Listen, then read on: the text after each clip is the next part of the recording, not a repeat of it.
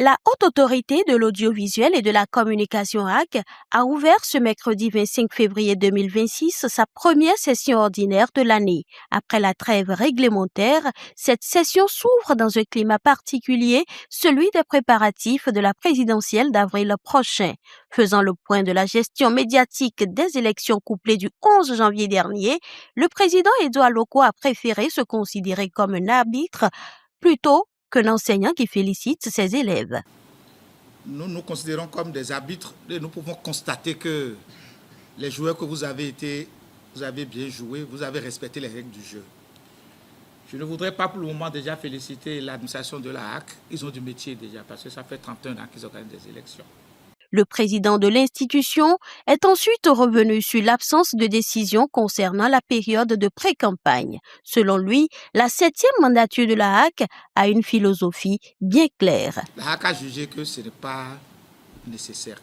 Parce que, aussi paradoxal que cela puisse paraître, cette mandature travaille à ce qu'avec le temps, les médias n'aient plus besoin d'une HAC, d'une régulation pour gérer une campagne électorale.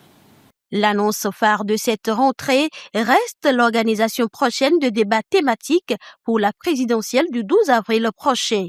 Les deux duos de candidats retenus pour la course à la Marina devront se prononcer sur des axes précis du développement national. Cette initiative vise à offrir aux électeurs une base de comparaison solide pour un choix éclairé. Nous allons encore essayer d'imposer des thématiques.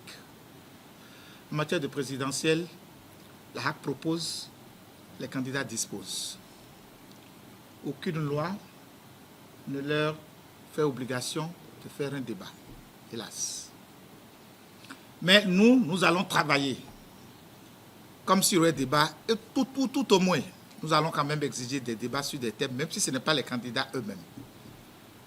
Parce que nous sommes dans une dynamique où nous prenons les auditeurs, nous prenons le peuple au sérieux, les électeurs au sérieux, et les partis politiques et les candidats actuellement, eux aussi, sont dans cette dynamique. La HAC réaffirme ainsi son rôle de régulateur partenaire veillant à un accès équitable et éclairé des citoyens à l'information électorale.